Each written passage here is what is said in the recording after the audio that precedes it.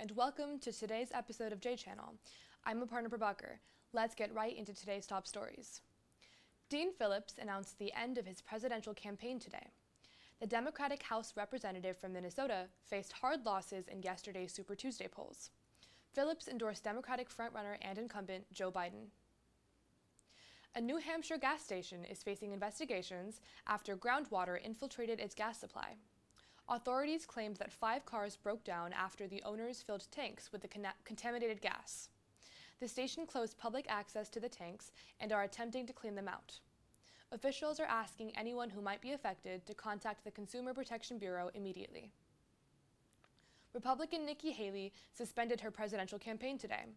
Haley congratulated former President Donald Trump on his likely nomination, but refused to endorse him.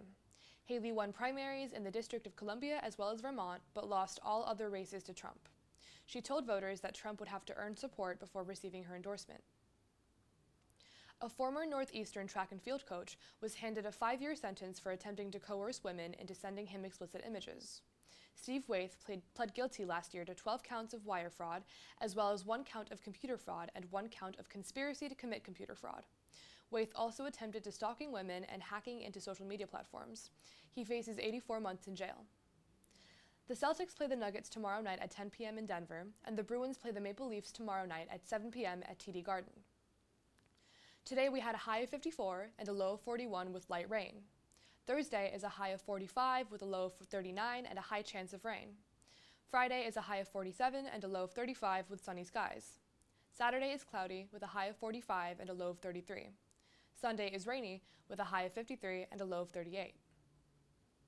The 2024 Paris Olympics is pushing for gender equity this summer. For the first time, the Games will host an equal number of male and female athletes. This year's logo bears an outline of a symbol named Marianne, who represents the values of the French Revolution. The marathon route will also nod to women's history. Runners will pass through the Versailles in remembrance of the women who contributed to the revolution. While organizers recognize that the sports world has a long way to go to reach gender equity, they are hoping to take the first steps in the right direction this summer. Thank you so much for tuning into this episode of Jchannel. See you next time.